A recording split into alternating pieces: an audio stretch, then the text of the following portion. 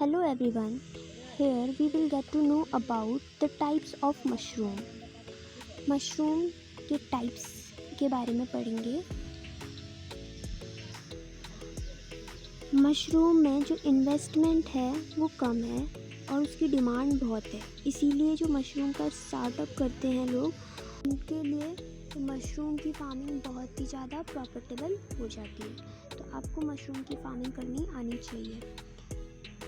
लेकिन मशरूम की फार्मिंग करने से पहले हम ये जानेंगे कि मशरूम कितने टाइप्स के होते हैं। मशरूम के 10,000 से भी ज़्यादा वैरायटीज़ हैं जो विश्व में खाई जाती हैं। लेकिन भारत के जो जलवायु है उसमें मुख्य रूप से 5 प्रकार की मशरूम ही खाने योग्य है और व्यावसायिक रूप से उनकी खेती की जाती है, जैसे कि हो गया white button mushroom, oyster mushroom, milky mushroom, paddy straw mushroom and shiitake mushroom. कुछ मशरूम खाने में स्वादिष्ट होने के साथ साथ दवाइयों में भी प्रयोग लाए जाते हैं, जैसे कि reishi mushroom, guchhi mushroom and lion's mane mushroom. अब हम इन मशरूम्स के बारे में एक एक करके पढ़ेंगे। सबसे पहले हम बात करते हैं वाइट बटन मशरूम की। वाइट बटन मशरूम सबसे ज़्यादा पाए जाने वाला मशरूम है। ये मशरूम फॉरेस्ट में भी पाया जाता है और लैब्स में भी बहुत इजीली ग्रो हो जाता है और सबसे ज़्यादा ये नॉर्थ इंडिया में कल्टीवेट होता है क्योंकि वहाँ का टेम्परेचर इसके लिए सूटेबल रहता है, अक्टूबर से मार्च तक, जो कि राबी सीजन कहते हैं इसको। और इसको टेम्परेचर चाहिए 15 से 22 डिग्री सेल्सियस और रिलेटिव ह्यूमिडिटी इसके लिए होनी चाहिए 80 से 90%। इसके लिए कम तापमान वाली जगह उपयुक्त रहती है, लेकिन नई टेक्नोलॉजी की हेल्प से अब ये जगह जगह पर उगाया जा सकता है, जहाँ पे एसी और फैन की मदद से इसको ग्रो किया जा सकता है। इस मशरूम में कई सारी वैरायटीज़ हैं, जैसे S11, TM79, होस्टर U3। तो मशरूम के भी काफ़ी सारे स्ट्रेन्स हैं और इस मशरूम की एक ख़ास बात है कि जो इसका कंपोस्ट है वो स्पेशल तरीके से बनता है। उसे बनाने में कम से कम 15 से 30 दिन लग जाते हैं और सबसे पहले जो कंपोस्ट बनाते हैं हम, फिर उसकी स्पॉनिंग की जाती है, फिर केसिंग होती है और फिर हम हार्वेस्टिंग कर लेते हैं। अब अगला मशरूम है ऑयस्टर मशरूम, जिसका साइंटिफिक नेम होता है प्लूटोरस ऑयस्ट्रस। वैसे तो इस मशरूम की बहुत सारी वैरायटीज़ हैं, या वो हम अभी आगे बढ़ेंगे। ऑयस्टर मशरूम इसकी खेती साल भर की जा सकती है। इसके लिए टेम्परेचर चाहिए 20 से 30 डिग्री सेल्सियस और ह्यूमिडिटी चाहिए 70 से 90%। इस मशरूम को उगाने में वीट या राइस के स्ट्रॉ का यूज़ होता है और उसका कंपोस्ट नहीं बनाना पड़ता, ठीक है। और ये मशरूम 2.5 से 3 महीने में रेडी हो जाता है। इसकी अलग अलग प्रजाति के लिए अलग अलग तापमान की ज़रूरत होती है और तापमान के अनुसार प्रजाति का चुनाव किया जा सकता है और इसे साल भर उगाया जा सकता है। इसकी कुछ वैरायटी या प्रजातियों के नाम हैं, जैसे प्लूटोरस सजार काजू, ये कुछ सीमेंट जैसा दिखता है। फिर प्लूटोरस फ्लोरिडा, प्लूटोरस कोलम्बिनस, जिसको ब्लू ऑयस्टर कहते हैं, प्लूटोरस डिजेमोर, पिंक ऑयस्टर कहा जाता है इसको, प्लूटोरस सिट्रोपिलेटस, येलो ऑयस्टर कहा जाता है, प्लूटोरस एरेंगी, किंग ऑयस्टर कहा जाता है इसको। ईएलएम, एक मशरूम का नाम है ईएलएम, जिसका साइंटिफिक नेम है हाइप्सिसाइकस अल्मेरिस। और लास्ट है प्लूटोरस ऑयस्ट्रेटस, पर्ल ऑयस्टर या फिर ट्री ऑयस्टर इसे कहा जाता है। अब हम बात करते हैं पैडी स्ट्रॉ मशरूम की।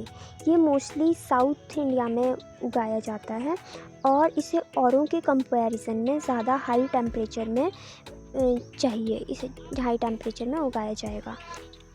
पैडी स्ट्रॉ मशरूम को गर्म मशरूम के नाम से भी जाना जाता है। ये बहुत ही टेस्टी और इसकी स्मेल बहुत अच्छी होती है। इसको टेम्परेचर चाहिए 28 से 38 डिग्री सेल्सियस और रिलेटिव ह्यूमिडिटी 75 से 85%। और इसमें बहुत ज़्यादा आपको प्रोटीन, विटामिन और मिनरल मिलेंगे। अब हम शिटाके मशरूम की बात करेंगे, जिसका साइंटिफिक नेम लैंटिनस इडोडस है। ये सेकंड रैंक में इंडिया में है उगाने में, और ये एक एडिबल मशरूम और मेडिसिनल मशरूम है, मतलब ये दवाइयों में भी प्रयोग होता है। और इसको टेम्परेचर चाहिए उगने के लिए 25 से 28 डिग्री सेल्सियस और रिलेटिव ह्यूमिडिटी होनी चाहिए 80 से 85%। और लेकिन इस मशरूम को वो लोग ना खाएं जिनको ब्लड डिसऑर्डर है एक, जिसका नाम है हाइपरसिनोफिलिक सिंड्रोम। इसमें क्या होता है, जब ब्लड होता है हमारा, उसके क्लॉट्स नहीं बनते। तो अगर आपको वो वाला सिंड्रोम है तो आप इस मशरूम से दूर ही रहें। और बाकी ये मशरूम बहुत अच्छा होता है। फिर अब हम बात करते हैं मिल्की मशरूम की। मिल्की मशरूम, जिसका साइंटिफिक नेम है कैलोसाइबे इंडिके, उसको टेम्परेचर चाहिए, इसको भी हाई टेम्परेचर चाहिए 30 से 38 डिग्री सेल्सियस और रिलेटिव ह्यूमिडिटी होनी चाहिए 85 से 90%। इसकी शेल्फ़ लाइफ बहुत ज़्यादा होती है, 3 से 5 दिनों की। मिल्की मशरूम में जो स्टाल्क होता है, जो इसकी स्टेम होती है, वो काफ़ी बड़ी होती है और मेनली वही खाई जाती है, और छोटे छोटे से कैप होते हैं। अब हम बात करते हैं रेशी मशरूम। रेशी मशरूम को गैनोडर्मा लूसीडर्म भी बोलते हैं, और इसको कहा जाता है king of herbs. King of herbs से ही समझ में आता है कि ये एक मेडिसिनल मशरूम है, और इसको टेम्परेचर चाहिए 28 से 32 डिग्री सेल्सियस और रिलेटिव ह्यूमिडिटी 60 से 70% होनी चाहिए। फिर पढ़ते हैं हम गुच्ची मशरूम के बारे में। इसको मोरेल मशरूम भी कहा जाता है और इसका साइंटिफिक नेम है मोर्चेला एस्केलेंटा। और ये इसको कलेक्ट किया जाता है स्प्रिंग में या फिर अर्ली समर्स में हिली रीजन्स में। ये बहुत ठंडे इलाके में ग्रो होता है और इसमें अभी कल्टीवेशन प्रैक्टिसेस चल ही रही हैं NRC सोलन में, तो इसे अभी ग्रो करना पॉसिबल नहीं हुआ है। तो ये mostly grow in natural climate of Kashmir, और इसको टेम्परेचर चाहिए 13 डिग्री सेल्सियस से 16 डिग्री सेल्सियस और रिलेटिव ह्यूमिडिटी चाहिए 85 से 90%। और ये ग्रो करता है grow around dry and age tree. और ये कैसा दिखता है, स्पॉन्जी हनी कॉम्ब टेक्सचर, जैसे मधुमक्खी का छत्ता होता है उस जैसा सा दिखता है, और इसका फ्लेवर बहुत ही अच्छा होता है। और इसकी जो कॉस्ट है वो 30 से 50 हज़ार तक भी जा सकती है प्रति किलो। इस मशरूम को GI टैग भी मिला हुआ है। GI टैग मिला है कश्मीर में, और वहाँ पे इसको डोडा गुच्ची कहते हैं, और ये कमर्शियली ताकि हर जगह ग्रो ना कर सके। फिर आता है लॉयंस मेन मशरूम, जिसका साइंटिफिक नेम है हैरिसियम एरिनेशियस।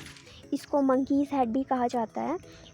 एंड इस मशरूम में क्या बात है कि इसमें गिल्स नहीं होते है ना।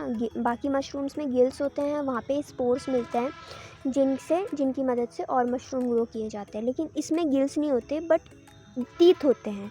और इनका इंक्यूबेशन टेम्परेचर जो है, ग्रोइंग टेम्परेचर है 21 से 24 डिग्री सेल्सियस और फ्रूटिंग टेम्परेचर है 18 से 24 डिग्री सेल्सियस। रिलेटिव ह्यूमिडिटी इनको चाहिए 90%। तो लॉयन मेन मशरूम की एक ख़ास बात है कि ये ब्रेन में या फिर जो हमारे बॉडी में नर्व्स होते हैं उनको ठीक करने में हेल्प करता है। और इसको we can dry it, use it later. ये कुछ बीमारियों में, जैसे जो भूलने की बीमारी है अल्जाइमर्स, उसको ठीक करता है। और नर्व सेल जो होते हैं उनको डिवाइड करने में हेल्प करता है, आपकी ब्रेन पावर इंक्रीज़ करता है, फोकसिंग क्वालिटी इंक्रीज़ करता है। इट हैज़ एंजाइम, इसमें 2 एंजाइम होते हैं, एक हैरिसिनोस एंड एक इरिसेनिस, जो कि रिस्पॉन्सिबल होते हैं नर्व ग्रोथ फैक्टर के लिए। तो जो एरिनेसाइन है वो माइसीलियम में मिलता है और हेरिसिनोन ये fruit of the lions mean mushroom में मिलता है। तो ये न्यूरॉन फैक्टर के लिए बहुत अच्छे हैं और ये इसमें पाया गया है कि ये मेमोरी बनाने में बहुत ज़्यादा हेल्पफुल है। सो इसी के साथ हम ये टाइप्स ऑफ मशरूम टॉपिक ख़त्म करते हैं। Thank you.